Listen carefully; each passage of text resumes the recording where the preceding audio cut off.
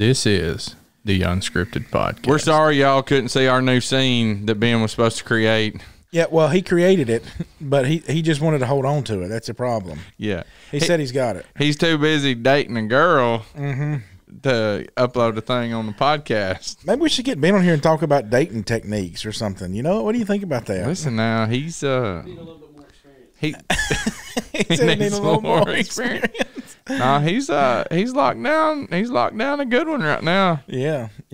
The choosing mates is a big She thing. felt man. sorry for him. I don't think he's like had a date in at least 8 months. Well, it's kind of like our dog. You know, we got a dog now. You seen our little dog? Yeah, I saw your little dog. I was welding a boat for Ben, we're just messing with you. for one of our shepherds. He had poked a hole in the boat, and so we actually had to flip it over with the tractor. You had to ratchet strap it and flip it over and weld the boat up because it was where it was at. You couldn't get to it to weld it. For our listeners that don't know what a ratchet strap is, will you tell them what that is? You know, like you dog down something on your truck, you know, and the little dog showed up over at If the you're house. still listening to this podcast and you don't know what a ratchet strap is by now, man, welcome to the We probably Unscripted have Podcast. ratchet strap in our demographic, you know, and but the little dog showed up, and she's a cute little dog, so we just been feeding her, you know, but she stays outside.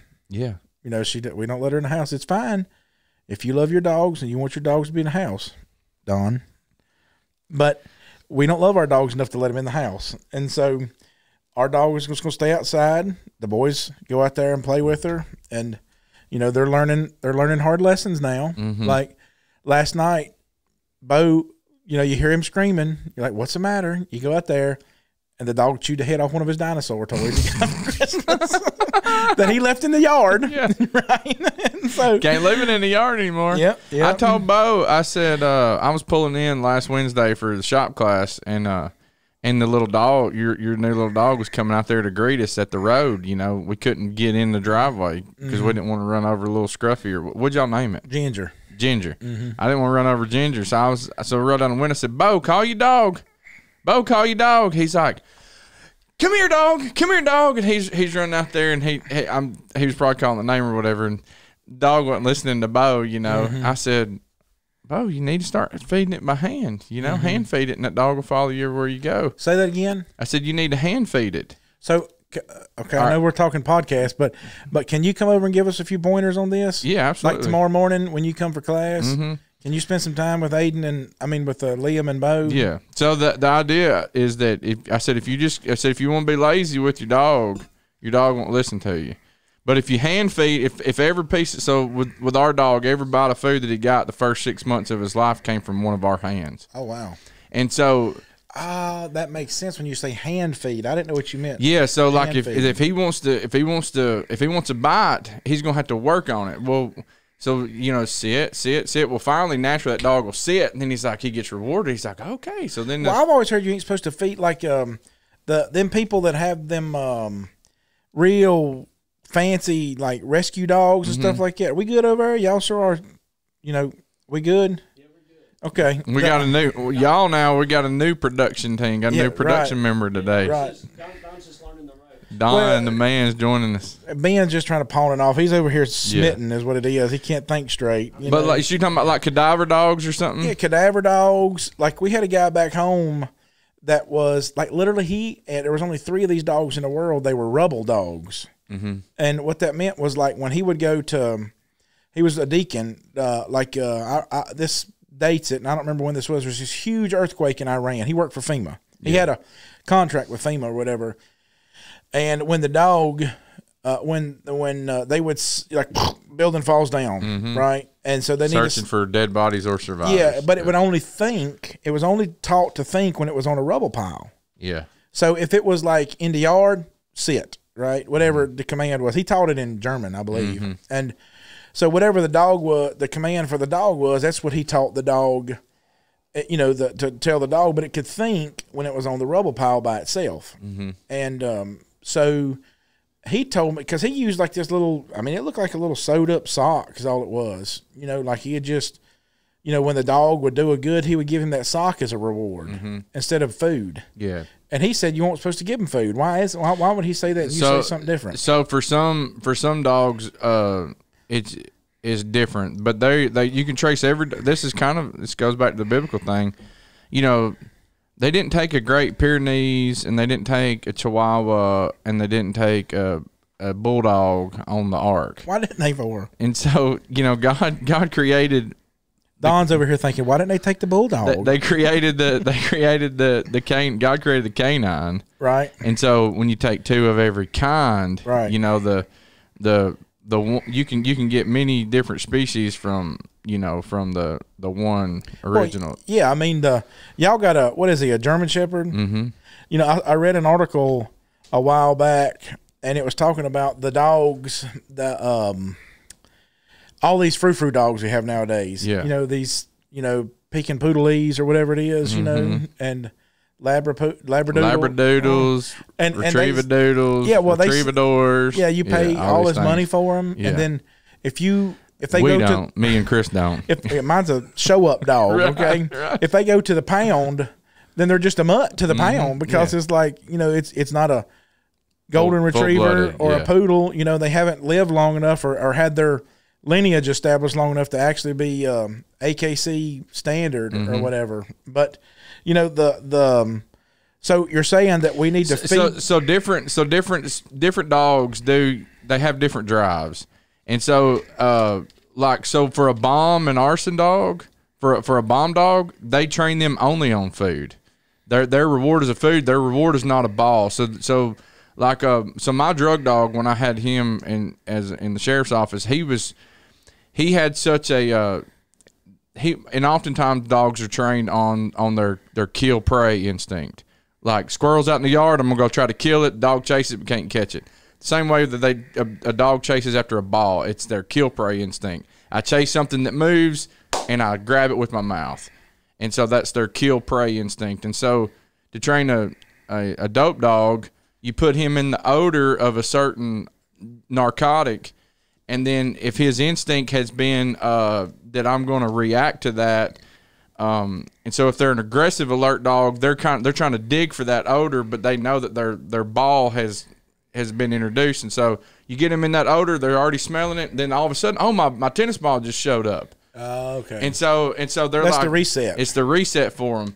And then but for passive dogs that would be like Bob and Chris, they get in the odor and they sit down, and then they understand when I sit down, my ball shows up. So that's how come I watch him on Cops sometimes. I like the old Cops episodes. Like there's this app called Pluto or something like that, and they have just a Cops channel. And so when they show up and they got like a 92 Caprice, I'm like, this is gonna be a good one. This is when they still thump people on the head, And so they show up and like sometimes a dog, they'll bring him out to like look in the car or whatever, and then he'll sit down. Yeah. And sometimes he'll bark and kind of. And so they'll scratch. So my dog, he would scratch. He was trying to get after it, and so then when he got old, he was like 13 when we retired him. He would show up and he's like. He just hit it with his paw. He's like, I know this thing's supposed to do. And then he would chase his toy. So he's turned into the old guy that's just like, hey, I'm backing out, hit reverse, and y'all need to watch out for me. Yeah, that's right. I'm just coming out of my driveway. Like, it's in there. Yeah. And so I'm gonna lay down till y'all feed me. But that's so it just depends on the different dog type. But here's the thing: every dog has to eat, and so if he doesn't have a good food drive today, don't feed him. And, say that again. What do you mean? Okay, by that? so if he's paying attention to you, like if you just gave him a whole bowl of food, same way with you and me. If we just get done with your wife ever tell you, you're sitting there eating Chinese and it's like, what do you want for supper? It's like, yeah, I'm stuffed right now. I don't think about food. I don't think about that. Yeah, exactly. So if you want the dog to be really paying attention to food, feed him this morning, but then when you want to start working with him, don't feed him tonight. Start working with him with a hand feeding tomorrow morning. And he's like, all right, you got the food? I'm all ears. Yeah, because I don't want her to train us. Exactly. So it's like with our kids, you know what I mean? Like, yeah. And so I told Bo, I said, so if every time you whistle for that dog, if you give it a treat, so the best thing to get is a little Lowe's nail bag. Oh yeah, yeah. And then you just tie it around. You keep doggy food in it that would be his normal dog food. And so if the dog's going to get a cup of food a day, you put that cup of food inside the bag. And so then they get like 18 snacks throughout the day instead of one bowl food. So they're like, oh, you're going to give me the bowl? I ain't going to work for it. Mm-hmm. But then it's like every time Bo goes, come here, Ginger. And if he's consistent, then Ginger comes because Ginger knows, oh, I just got I heard that whistle and then I got this food. So then, you know, whenever when Ginger's out by the road or there's some kind of scare thing and you really whistle for your dog, you know, then they'll come for you or whatever. And so this is good information. Yeah. That you're telling me here. But it's the same way with us. Like you think about our Father in heaven that, you know, you hear the saying, don't break the hand that feeds you. Right. And so we understand that our Father as a shepherd, you know, he leads me beside the still waters. He makes me lie down in green pastures, and there's so the way that he leads me, and so the sheep understands the trust side of it, and so the dog will understand the trust side of it. And so the more that you live as a Christian, the more that you realize the blessings of God, the blessings of being around his people, the blessings of being in the church, the blessings of having great mentors in the church that are there, the blessings of whenever I put God's word in my life every day on a consistent basis, okay, these things are paying off in my spiritual life. And so I understand that now God's leading me. And so, okay, I do want to feast on him. I do want to feed on him. And well, that's part of the, you know, and, you know, I was thinking about, like, I don't want the dog to train us either, you know, because, like, in the morning, I don't know, it's about between 6:30 and 7, you kind of hear the dog, like stand at the door, you know, coming in from the garage, you know, and she'll scratch like, hey, y'all need to feed me. But we don't want the dog to think that she can train us, because that's what's happening. Yeah. You know, and that'll happen with us with the world. You know, the world will train us. The world will get us to think these things. Like let me tell you how good of an evangelist I used to be, Bob. I used to be such a good evangelist that literally I could judge whether somebody would obey the gospel or not. Yeah. I mean, I was so good at that. That was before you. That was before you had studies with plenty of people. Then, right? Yeah, right. I could look and be like, he'll never obey the gospel. Yeah, right. You know, but you know what happened is the world trained me to think that way, and so we got to get out of that. That's what happened to me, and I met Bach. You know, right. I was like, "There's no way this is gonna, you know, happen or whatever." And then, you know, we're sitting up there Sunday night, you know, singing with our with the kids, you know, on the singing emphasis night, and, you know, little Ash gets up there to sing Amazing Grace, and man, I mean, I was just biting back the tears, you know, just because I see their family, and while they'll tell you, you know, over and over again, we still have our challenges, but it's like they've been coming around since 2017, you know, and Ash is literally consistently he's growing up in the church, because people decided that they would obey God's word and strive to make big changes in their life as they go along and as they learned. And, you know, Bach never smiles at me when I'm singing, you know, but Ash is up there, and Bach is, I've never seen him sing Amazing Grace like that. Yeah, exactly. And, but, you know, it was, I don't know, the ways of the Lord and his providence, and just seeing how he's working in people's lives. And well, he's still teaching us too, all the time. I mean, that's a blessing, is that, you know, I don't know if you ever pray this prayer, and I'm sure you pray one like it, but, you know, something happens and you stop and you think, like, I know you said that, you know, like in the Bible, in the word, some kind of way. I know you said that, but thanks for teaching me. You know, thanks for teaching me about it. And you talking about to the Lord or to somebody? To the Lord, yeah, right. Like, you know, you teach these things, like, you know, they'll know you by your love, right? You know, we just had a recent kind of thing that happened because of the way that our church loved on a family, you know, and this person on the outside is now coming to the inside because of the way that our church family loved on this family. And you think about that draw, and you teach these lessons, you know, Jesus says these things and all this stuff, and you realize, like, you teach them, but you don't quite understand them sometimes. And so when somebody steps up and says, I just want to be part of this because of the way that you guys loved on this family, that's pretty powerful, and that's pretty special. And And I know I've probably taught that lesson before, but then you have to stop and say, just thank you, Lord, for just keeping on teaching me, seeing me stupid and worthy enough to still be taught. And so make my heart soft so that I'll always be taught and I can still learn these lessons like this. Yeah, it's that was one of the things yesterday. You know, yesterday was Martin Luther King Jr. Day, and it's special that Don's in here with us, and but I think about, you know, Martin Luther King Jr. and the things that he's tried to do to break down, you know, racism and segregation and things in the world. And so yesterday, you know, we have our Manic Mondays and things, and so Manic Mondays is something we do with our youth. It's I don't ever tell them what we're doing. That we may be doing a service project, or we may be going, you know, playing laser tag or whatever. And so yesterday, our Manic Monday, didn't tell them what we're doing, but we went and got food, and then we were going bowling. But I try to be real pointed with how we did our devotional. And I don't know if your boys talked to you about that or anything yesterday or not, but we talked about it at Bible time last night.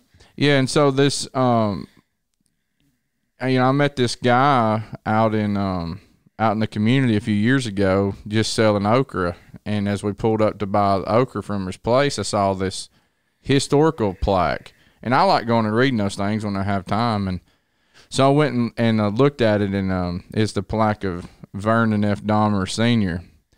And he was a businessman and a farmer from 1908 to 1966. And so he was a man that really stood up for voting rights of all people. But he tried to, during the segregation movements and things, he tried to do things to break down barriers, and he was a leader of the NAACP in the chapter down here.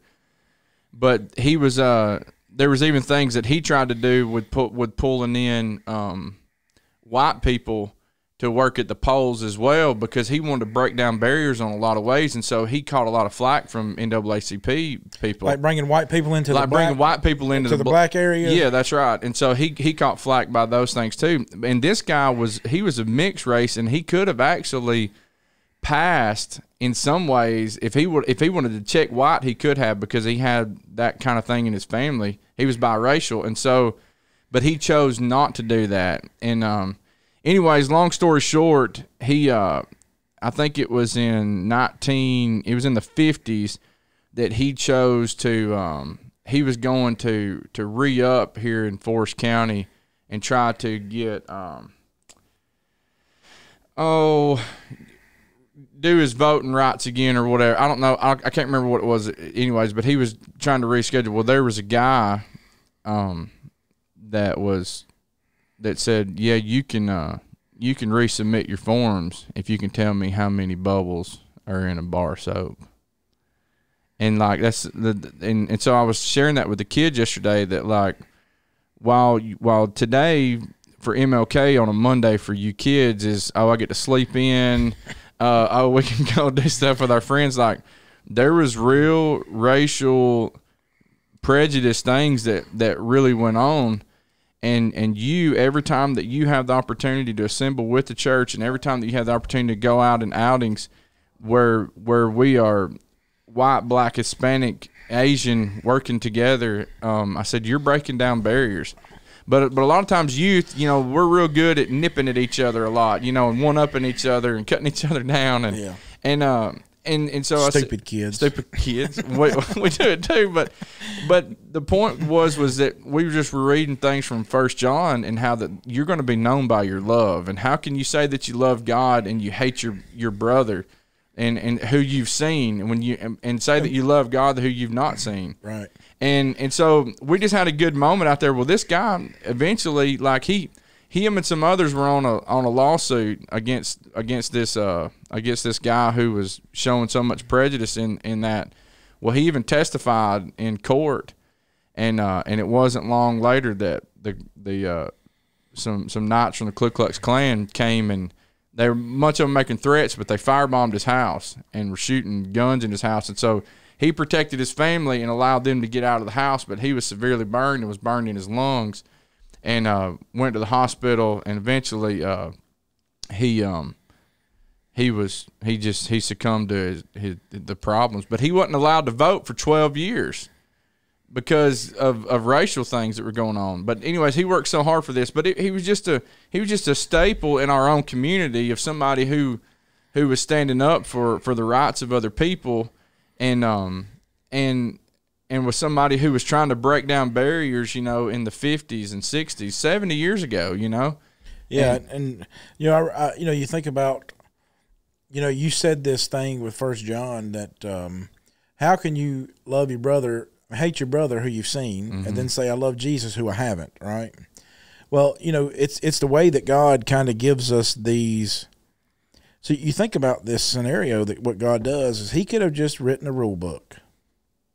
Yeah. He could have just gave us a book. Could have raised up robots. He could have gave us the book and said, don't do these things, and then walked away. But he doesn't, right? He gives us this book that's got explicit rules in it. I mean, there's just no doubt about it. There's just explicit things that I can and can't do. Yeah. And because of that, God gives us this blessed thing of these people that surround the rules, so that we can then look backwards and we can see how what God meant when he said these things, right? Yeah. So when God said, don't commit adultery, it was never about where you take your britches off. Right. Well, that's part of it, right? He want to change their hearts. Yeah, he wants you to understand that man, the marriage is a special place, and you got to raise your boys and your girls, and they need to know that mom and daddy are always going to be there, that daddy loves mama only, mama loves daddy only. And so what God does then is he gives us these rules, right? He gives us these, whatever you want to call it, commandments, however you want to say it, whether it's Old Testament, New Testament, right, patriarchal period, whatever, time dispensation you want to hold on to. And then he gives us these people that kind of surround these events. And so then we get to see what happens when they do successfully complete what the Lord tells them to do, not as an obligation, just like you were talking about Noah bringing the dogs on the ark. Our dogs, we're trying to figure out a way to program our dogs to come, right? But they'll never understand the philosophy of why it's important for them to be obedient to us. They're just going to learn what you're telling me, and you're right. You're using their instinctive nature that they need to eat. They need to secure a food source, so you're using their instinctive nature that God programmed them with, then to make them viable to understand how to form habits, right? Well, that's not what God wants us to do. God doesn't want to use our instinctive nature to help us form habits. He wants us to understand that there are things about our nature that are detriments to us, but they're also, in the same stroke of the pen, they're a blessing to us. So your desires to want to have children, your sexual desire, that's a perfectly normal and blessed thing to have. But God gave us the perfect place to do it at. He gave us a standard, right? He gave us a standard, and then we got to see what happens with with one man and one woman in their marriage. That's exactly just classify right. that. That's exactly right. And so you think about those things in your life, and so God, what he does is he gives us all these characters, so we get to see when people are successful in their marriages. Boaz. Boaz and what's her name? Naomi or Ruth? Ruth, huh? No, I said it right. At first. I was thinking Rahab in my head. But, you go from Rahab, who's always named a harlot, right? This prostitute that comes out, and then she is the grandmother of Boaz, that Boaz takes on this Ruth as this character, Naomi scenario here, and they have one of the most pictured. I think she was Boaz's mama. Well, I thought she was his grandma, but either way, the fact of the matter is that you get one of the best pictures of a marriage from this scene, and what you see is these two people, when they become one, there's just this awesome love scene that we hold up forever, and as far as historical value and us being able to look back at what a successful marriage looks like. Yeah, and Salmon begot Boaz by Rahab. Boaz begot Obed. Yeah, okay. Salmon begot. Salmon begot Boaz by Rahab. So Rahab was Boaz's mama. Okay, his mama. Yeah, that's then. Matthew 1:5. All right. Well, either way. Yeah. So and that's what's the cool thing is I got to say this before we go any further is like that's what God wants with His people is He wants love to be a pattern that He's led us by to where it breaks down those barriers residually, and so you have one generation later. In the story of Rahab and Boaz with Ruth, Boaz is he's the one who's Ruth is gleaning in his field. Yeah, and that was a God's law. But you think about not only that, Bob, but think about how maybe I shouldn't say perfect, but so let's just take a step back. Rahab, Gentile, right, comes into the fold of Israel with Salmon, right, converts to Judaism, obviously, right.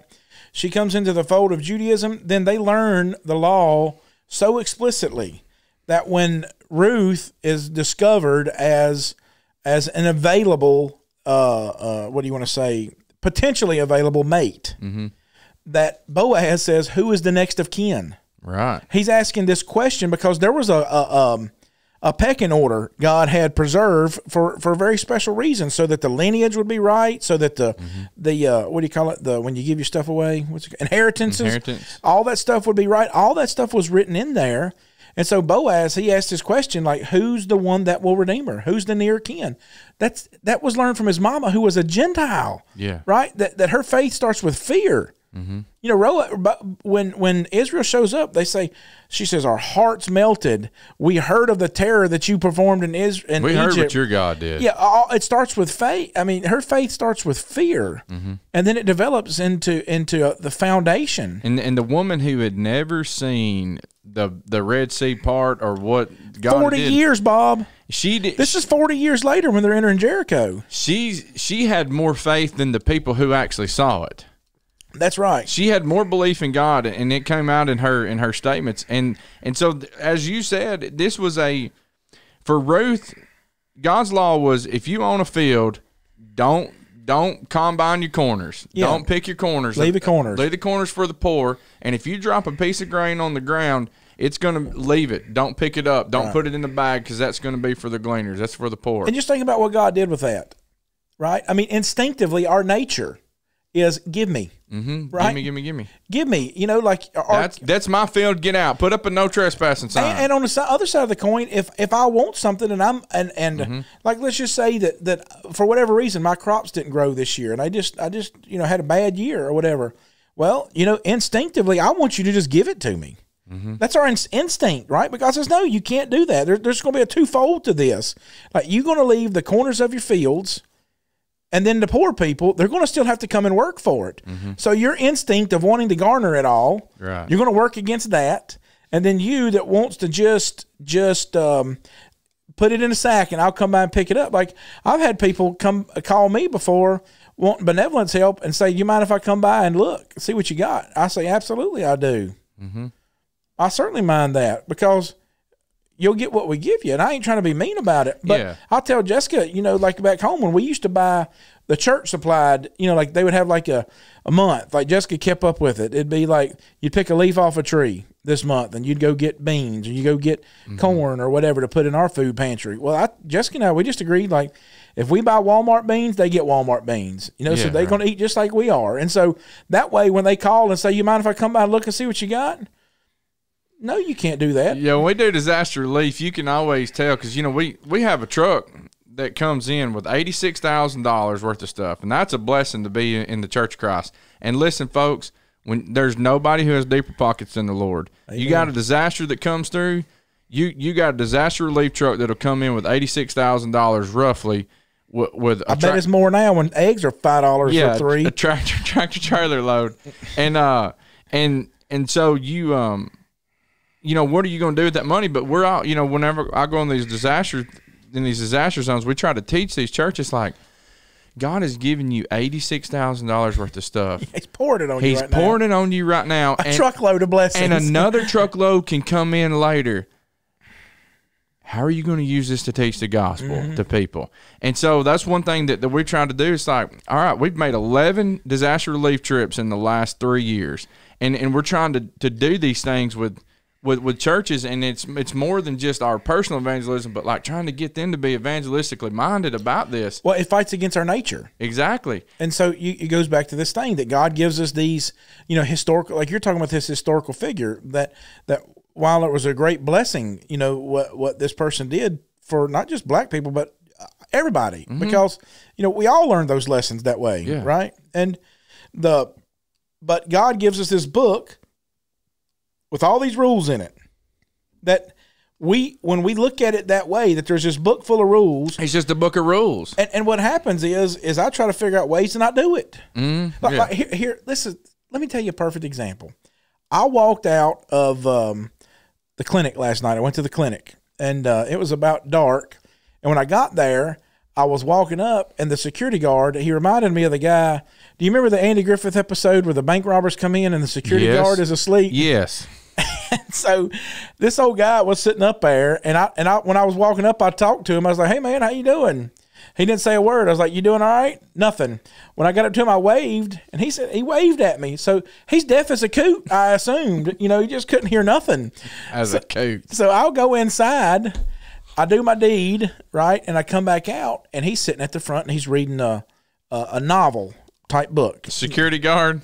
Yeah, it's a novel. It's a big thick book, and where are you at again? At the place in Petal where Shannon works at. Yeah. I know that guy too. You know what I'm talking about? He's an old guy, and so I walk out the door, and he's reading a novel. At the front door, which is fine. Yeah. So I was like, "What you reading?" And he said, "I'm reading where all these preachers are wrong." And I was like, "Okay, what do you mean?" And he closes the cover. Well, somebody had bought him the Message Bible. Oh. And I thought, well, maybe he's discovered some truth in here. And this will be an excellent way that I can segue into a conversation with y'all. him. That's a watered down translation, just so you know, the Message. Well, and I'm going to get into it. Go ahead. And because he says, I read right here where it says, a man can have as many wives as he wants, but the sin is when I go back to the first one. That's an abomination. I said, where's that at? He said, I don't remember where I read it at. It's just in there. I just saw it. He said, I've heard about all these preachers all their lives preach against divorce, and I read it right here. And so I said, let me just show you. Can I just show you some things in here? So I picked it up, and I thumbed through it, and I haven't never, in my board, when you say watered down, I'm telling you, Bob, it is watered down. I can take a lot of translations and lead a lot of people to Jesus the right way. But this one, man, and so I showed him some real. I was going to show him some. That one's dangerous. That I thought, well, this will be explicit here. No, nothing. And so, and I told him, I said, he said, well, how do we know our translations are right? And I got sawdust all over me. I'm nasty, and so I was like, well, if you got a minute, I'd like to explain that to you. And he said, go ahead. I want to hear this. So I talked to him about how we got our translations and everything. And he said, well, how do you know that we got the right ones? So we went through and we worked through some of those things, and we had a good conversation with it. And I told him, I said, listen, I said, the challenge with this is the challenge with what you're reading is this. I said, can I give you some advice? And he said, sure. I said, this is going to tell you what you want to hear. I said, the Bible's going to tell you what you need to hear. I said, so what you have here is not a Bible. It's just a book now. But if you go in there and get the Bible, because they have a Bible in it, because I was reading it. And I was sitting there in the waiting room reading the Romans 2, 3, and 4 last night is what I read in the waiting room. And so I know they got a Bible in there, and I said, that's a Bible. This is a book. Ain't nothing wrong with reading books, but this is going to tell you what you want to hear. That one will tell you what you need to hear. And I wasn't mean or anything like that, but he needed to know. Like he and I said so because when he said the thing about marriage and divorce or whatever, and I said, I don't know your situation. I said, but you're staking eternity on that one thing. I said, when all the rest of them say something different. Yeah, and the Message is one guy's belief about how this thing should be translated. There's no translation team that he gleans things from other people, or they go, no, you're You ain't got that right. Yeah, that's because of this, and this. Oh man, I mean, it's soft on the homosexual stuff. It's soft on marriage and divorce. It's basically strong on nothing, but nothing. Yeah. And so somebody gave it to him. He said, and so he's been reading it. Now I'm sure that you probably read through some of the Conquest of Canaan and stuff like that, and it's still probably good reads. Yeah. Just for the dude stuff. The action and adventure. But I told him, and that's what I said. This is just a book. Yeah, and so when we read the Bible as a rule book versus the greatest love story ever, it'll change the way that you view Christianity. If we truly would view Christianity as okay, doing marriage counseling with a couple last night, premarital counseling, and it's like, okay, why is sin our biggest problem? And we listed out, here's reasons why. Reason number one, it separates you from God. And so you can be separated eternally. So you've got to be in a relationship with Christ to have his blood covering your sins so that you're in right standing with God, because otherwise you're separated. The second thing is it's going to harden your heart. Mm-hmm. And so we can get so adjusted to sin to the point that I can do things over and over and over again to where I'll justify those things and where they'll become second nature. That's it. The programs I view. Exactly. Yeah, the nature of it. I mean, you think about, from this standpoint of like, if we just see the Bible as just this book of rules, if God just wanted us to see it that way, then he would have given it to us that. And then we could take comfort in the fact of how well we're keeping the rules. Right. That's Peter said we're leaving that. Yeah, exactly. In Acts 2, we're leaving Judaism. Absolutely. And you think about the process. I mean, like, think about Don over here, right? Like, I baptized Don, right? I did Don's wedding. I was at the hospital when little D was born, right? Yeah. So think about all the process that Don has had to go through in his life. That's no different than everybody else, So what Don has on his plate now is he's a new daddy. So he's got to look around. How old's D? 10 months. 10 months old. Yeah. Yeah. So he's staring down the pipe at a 1-year-old, right? So what he needs help is how to be a daddy with a 1-year-old. Yeah. How do I be a husband to a mama with a 1-year-old? Exactly. That's what I'm saying. Right. And they got a dog in the house. What kind of dog you got, Don? Yeah. One of them little ones where his nose is mashed up, and the that snort and but the what? Yeah, big old eyes, right? Like you kicked him in the tail. Yeah. But so there's this process we all got to go through. I mean, you and I got teenagers in the house, right? And we're dealing with that, having teenagers. We're dealing with all the stuff, and so you could just as easily tell Carson, these are the things you must do, and get him to obey them, right? Right. But the whole thing is I want him to understand.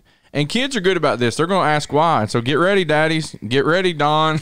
Yeah. They're going to ask why, and we want to get a notebook, brother. I'm just telling you. and I think I'm perfectly fine with my kid asking why as long as they're searching.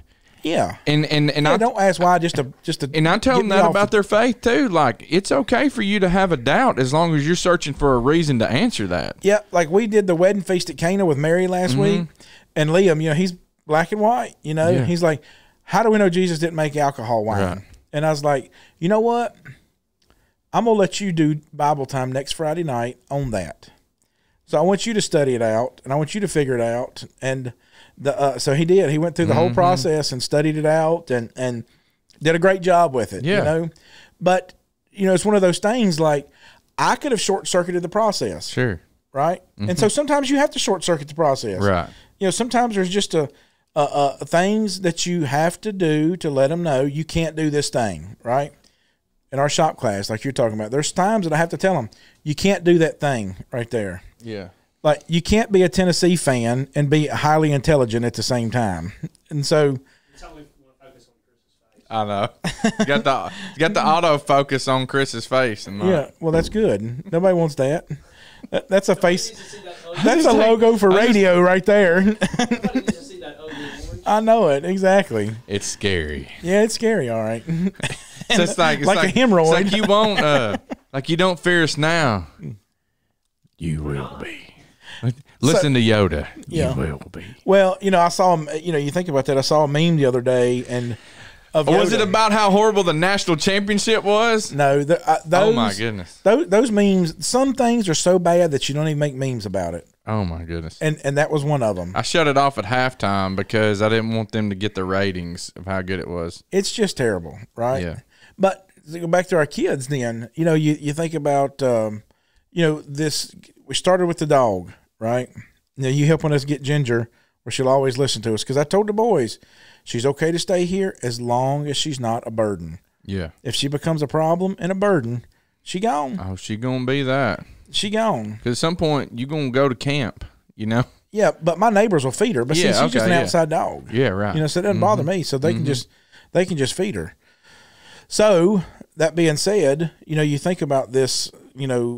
Our dogs are always going to be instinctive, and we need to figure out a way to make them do what they need to do. That's right. And our kids need to think. We need to think. That's right. We have these characters that help us to understand how we can think through these things. So we look at Mary when she makes these decisions, like you and I were talking the other night. Is it any reason?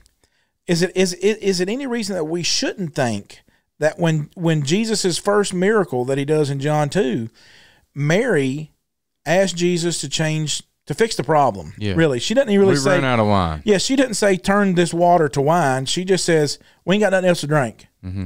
And so only thing Mary has to go on is what God has done in the past. Yeah. Substance and evidence. That's what faith is. Hebrews 11 and verse 1. So she can look backwards as a woman. You think about the stories that resonate with us. I mean, the David and Goliath, like David's mighty men. You remember the story of David's mighty men? They fought so long that they couldn't take their hand off their sword. Yeah. You ever done something so long your hand cramped up? Absolutely. Yeah, you can't even take. I rid my motorcycle for so long before that I couldn't get my hand off the handlebars. Right, it was stuck on the handlebars. So you think about, we love those stories, right? They're fighting that long. Well, Mary's going to look backwards at those stories of she's a woman that's going to totally depend on God. The way Hannah did. The way Hannah did. The way the Shunammite woman did. The way all these people of old did.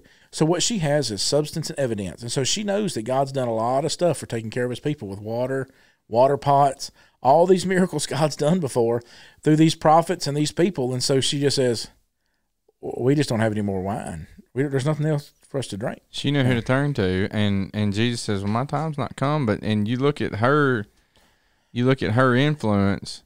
And she's like, do what he says. And walks away. And she walks away. Yeah, and just leaves it because she had this. And I assume she walked away. Maybe she stood there looking at him and looking at them and going, do what he says. Like and she might have stood there mean like you do sometimes.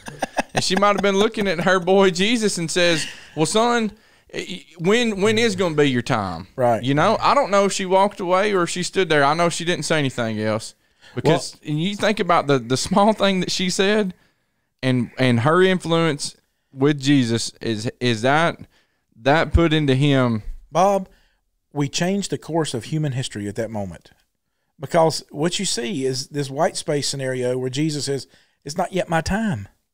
He's saying that me and the Father and I, if my wife's listening, so she'll correct me grammatically, the Father and I, or the Father, or however. Me and God. The Trinity, the Father, Son, and the Holy, we had planned a moment. Me had planned a moment. Us three, me three, had planned this moment when I was going to kickstart the ministry. This point in time when I would say this was the point that we're going to do it. And Mary says, I need you to do this thing. And he's like, well, it's not my time. God could look at that little out-of-the-way wedding feast, and he can say, you know what? We can start from here too. Yeah. Let's go ahead. And really, and how he started it, he started in the back room with his closest followers. Like the governor of the feast, then he called, he's like, where did this come from? Where did this come from? And so the what was known who did it was who was behind the scenes. Yeah, and his disciples. And this is they believe. And you think about like the power of your influence as a mother with whatever it may be, with the instincts of your children. Like I want my dog doesn't have to question anymore what means anymore. He knows that means good things. That means a treat. That means a pat on the head. That means, hey, Daddy's calling me. We're going to throw ball. You know, he knows that's good things, or whatever it might be. And so he knows those are good things. And so that's the culture that we've created with him. Well, when I was back to this marriage thing that I was doing with two people last night, is that every decision that you have to make in your life and in your marriage is this going to get me closer to God, or is this going to get my family closer to God? And so you just got to make these, you got to draw these lines and things that you're never going to cross again. Me and Courtney, before we ever got into ministry, and I don't know if you get to do this a lot, but I hope that every minister, whenever you do premarital counseling, that you get to include your wife at times, and hopefully a whole lot. But I was able to look at them and said, we don't have to decide anymore whenever it's a cold, dreary Sunday afternoon, whenever it's 42 degrees outside or 33 and it's raining or spitting snow. We don't have to decide anymore if we're going on a Sunday night. Ain't nobody in South Mississippi making that decision, Bob. I'm just telling you. But or whenever it's a beautiful sunshiny day and there's a barbecue, that might be different. South Mississippi. And I'm working on this project out, and we don't have to decide anymore on a Sunday night if we're going to go or not. And Courtney said, we decided that about 15 years ago, that every time, it didn't matter where we're going to be there when the doors are open. And we also committed that if I'm sick, she's still going to do her best to go. If she's sick, I'm still going to do my best to go, as long as we're not going to contaminate other people. The reason is because we understand that the benefits of being with God's people, encouraging God's people, and what we've gleaned from being with God's people and hearing his messages and hearing his message. And so that's those treats, that's those whistles, that's the things that the Father leads us. He puts these things in our lives. Well, he uses it, in John, Jesus uses that analogy in John.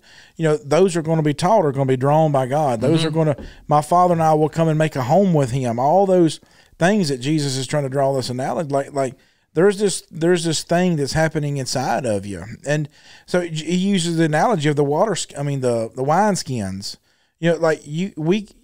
Judaism, you guys, we had this temporary system in place to help you understand who you needed to be as Jews until the Messiah came. But you can't pour back into that anymore.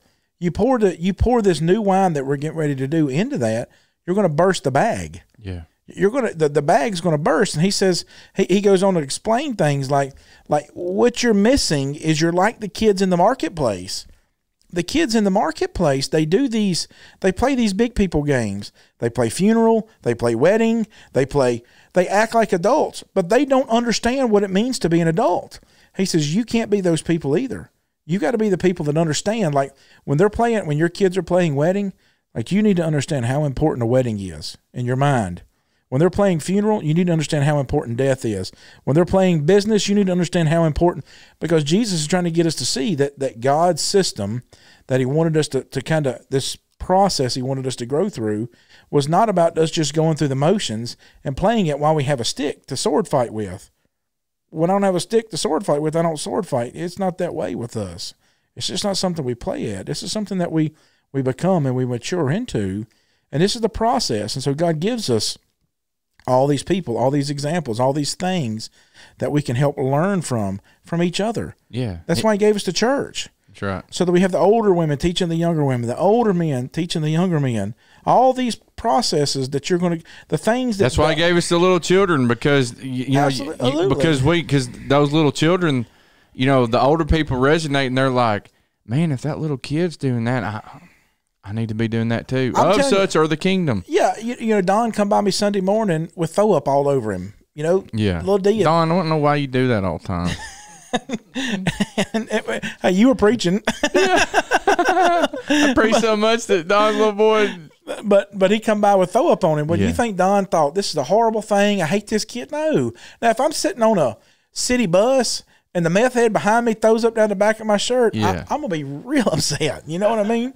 I'm going to be real upset. But my little boy throws up on me. Like, I brought Liam home from the doctor when he had his pen put in his hand, he was like, Daddy, I think I'm going to be sick. I grabbed the little throw-up pouch, and I'm literally holding it to his mouth. He's mashing his mouth as hard as he can against it. I can feel the bag filling up, getting heavier, and I'm trying to drive with one hand and thinking, wonder how much room's left in this bag over here. Wonder how much room. And you know, none did I think I hated doing this.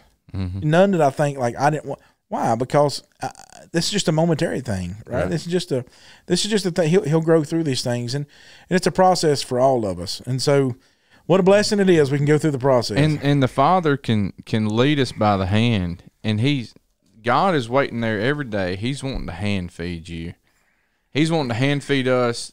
Man shall not live by bread alone. The most blessed thing that we have, and you think that's Matthew 4:4. You eat 3 meals a day, and your fourth meal of the day should be Matthew 4:4. Man shall not live by bread alone. Live on the but every word that proceeds from the mouth of God. And so if I'm wanting to change a culture, well, if you want your kids to not be racist one day, then they need to see you hugging people of another color. Yeah, that's what Romans 2. He says, "You who commit adultery and say don't commit adultery." Mm-hmm. Do you say don't steal and then steal yourself? Do you go through do these things? Yeah, you can't. You can never legislate. Like Annie Jones, I made this statement a couple weeks ago and in class, and what I meant by it, I said I teach my boys God's grace, His love, His mercy, His all these things, but I tell them, it's going to be up to you to learn how to love Him, because I can't teach you how to love Him. Mm-hmm. I can teach you about Him, and I can all these things, but I'll never be able to teach you how to love Him. And Annie Jones came up to me after. She said, "But you can sure show Him." Yeah. And that I thought about that, and I can tell my kids all the things I want them to do. I mean, I can go through and I can try the same system, a rule book system, right? But until I have their hearts, until the Lord really has their hearts, they're just going to be these Pharisaical, self-righteous, whatever, however you want to say it. That's even if you're a good citizen, like you can follow God's rules and be a great citizen, but you're not the person that God wants you to be. Yeah. Because you're just looking at it as this system of rewards of rules, just like your dog. When you whistle and your big giant dog comes running, he's just working on a system of rewards. Exactly. There's no faith in that. Yeah. He'll never grow beyond the fact that I get this little petty whatever it is from this, reward. He'll never reason it out like, I'm so happy that I get to serve Bob. Yeah. Right, because perfect example. When I tell him sit and stay, all right, he knows that if he sits and stays and I throw his ball or whatever, he gets the reward to get to chase that ball. Well, right now he's got an ear infection. So when your dog's got an ear infection? Yeah, they got them pointed ears, and so he's got a bacterial infection. Trust me, Chris, I tried the Bob and Chris method of letting him go through this thing for a month. All right, it just got worse. What did you do, cut one of his ears off? No, He's become like one of the children at the Tips household. All right, and the thing is the vet bill, they did the stuff before I knew how much it was going to cost. Oh, that's even worse. It's even worse. Yeah. Anyways, he's got a $300 ear right now. Oh man. Yeah. So, anyways, we're gonna see how much you love Ginger, and see if Ginger's gonna be a burden or not. Yeah. Very subtle. Daddy, where's Ginger? She's gone. She's gone. Right. She went to the happy farm. Right. No. So, but my dog, like, he keeps things away from the house that I want kept away. Right. My dog will not. He is. My dog will bring things to the house. She's a half beagle and half terrier. All the Amazon drivers will try to get out and pet your dog. All the Amazon drivers throw packages out the window in my house. Yeah, you have the Ring camera. The guy flings a... And look, all you have to do is put up beware of the dog, even though all he wants to do is play with them. Mm-hmm. They're like, does that dog bite? Only on command. That's all you have to say. Right. And anyways, if you say those things, anyways, He's like, when he's going, whoa, whoa, whoa, whoa, whoa, whoa, he's going, come play with me. Why are you not playing with me? Right, get that ball. Where's your tennis ball? Right. Throw me a tennis ball. But no, he's natural. He's a protector and guarder. But so yeah, he's worth the $300. But whenever I tell him to sit and stay right now, and he knows I've got the solution in my hand to clean his ear out, he is not happy. All right? He is not. And so there's some things that but he doesn't understand that I'm telling him, sit still and do this because it's going to be for your benefit. And he'll never understand it. He'll never understand it. And while me and you as a listener, when you do things God's way, you may not know it in that moment, but you will understand later on in your life that this really was a benefit for me. Absolutely. And so when we just know this, God never told you to do something that wasn't good for you.